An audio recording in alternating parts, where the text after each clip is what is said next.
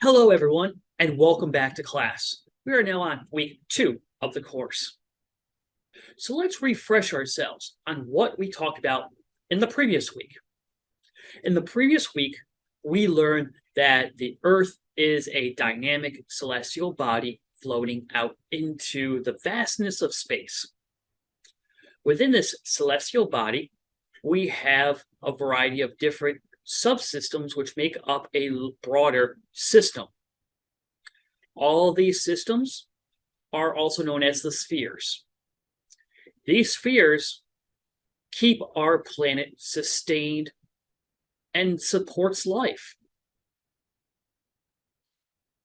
However, we need to be able to investigate this system a little bit more. And conceptually, we can do this at the smallest scale by introducing chemistry. Chemistry is one of the more basic science, along with its sister, physics.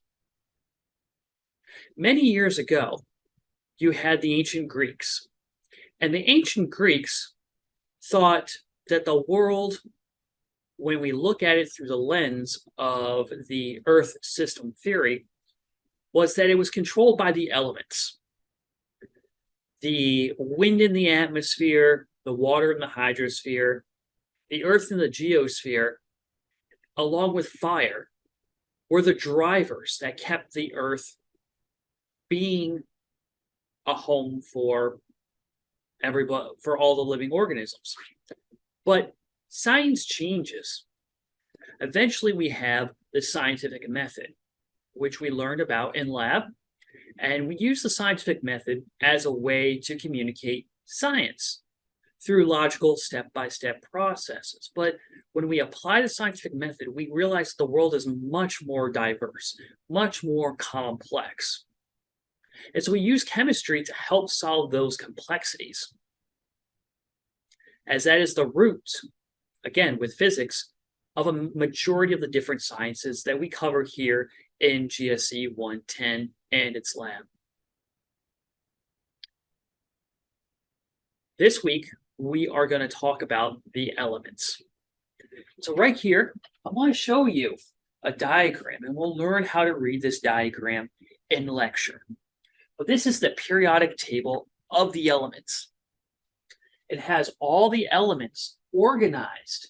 This table was actually developed by Mendeleev, who actually separated these different elements found throughout time by their atomic weight and their densities, along with atomic mass, and if they're radioactive or not.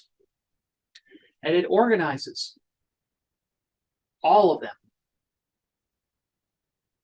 These are all the occurring elements found not just on our planet, but also in space. As science, we have been able to go out and expand outside of the Earth system.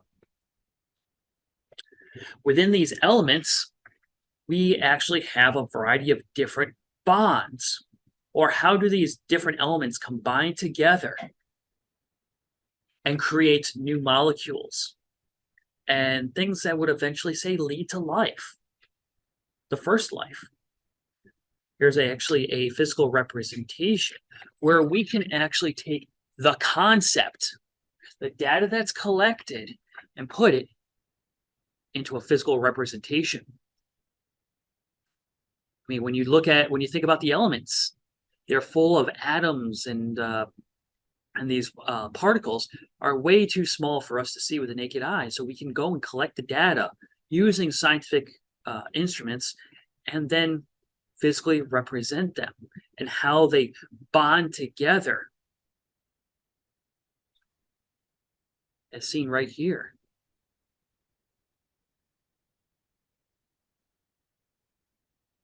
We actually just added water, H2O, to another large bonded compound chain of other elements.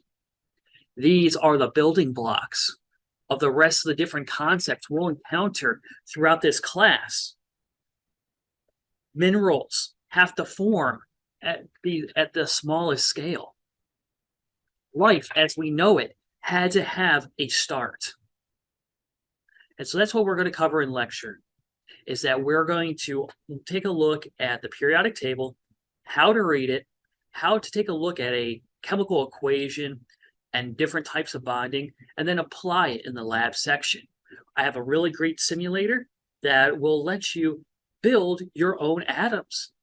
Maybe you'll build something that can contribute to the larger body of knowledge of what we consider to be all the elements found around us and that make a part of us. If you have any questions, feel free to reach out. I'm happy to discuss this topic more in depth. You can reach me in email, Zoom, or even swing by my office in room 208. Thank you and have an excellent day on planet Earth, and good luck. Stay learning.